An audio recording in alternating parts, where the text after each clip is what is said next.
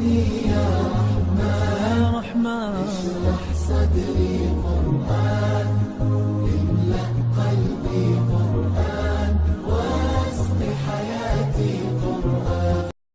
السلام علیکم ورحمۃ اللہ وبرکاتہ. آج کا مسئلہ ہے روزے کی حالت میں قے کا حکم. سوال ہے اگر کسی کو قے یعنی الٹی تھوڑی تھوڑی کئی بار ہو جائے تو کیا روزہ ٹوٹ جائے گا؟ سوال کیا ہے ذل الرحمن صاحب نے مالیگاؤں سے. مفتی عامر عثمانی صاحب رقم کرتے ہیں الجواب وباللہ التوفیق. روزے کی حالت میں اگر خود بخود قے ہو جائے تو اس سے روزہ نہیں ٹوٹتا، خواہ منہ بھر کر ہو یا اس سے کم ہو. اور اگر قصدن یعنی جان بوجھ کر یعنی انگلی ڈال کر قے کی تو منہ بھر کر قے کرنے کی صورت میں بالاتفاق روزہ ٹوٹ جائے گا. لیکن اگر منہ بھر سے کم ہو تو اس بارے میں اختلاف ہے.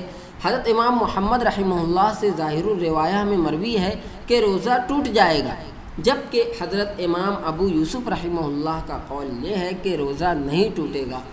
بعض فقہا نے امام ابو یوسف رحمہ اللہ کے قول کو ترجیح دی ہے، لیکن امام محمد رحمہ اللہ کے قول میں احتیاط زیادہ ہے. صورت مسئلہ میں اگر بلا اختیار کئی مرتبہ تھوڑی تھوڑی قے ہو گئی تو اس سے روزہ نہیں ٹوٹے گا.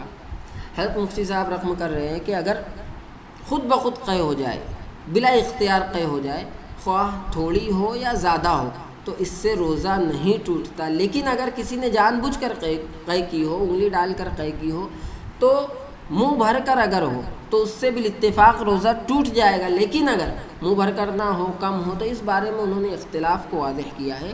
حضرت امام محمد رحمہ اللہ کہتے ہیں روزہ ٹوٹ جائے گا. حضرت امام یوسف رحمہ اللہ کہتے ہیں روزہ نہیں ٹوٹے گا. لیکن مفتی صاحب فرماتے ہیں کہ امام محمد رحمہ اللہ کے قول میں احتیاط زیادہ ہے، لہذا وہ صائم و روزہ دار احتیاط اسی میں ہے کہ وہ اس روزے کی قضا کر لے.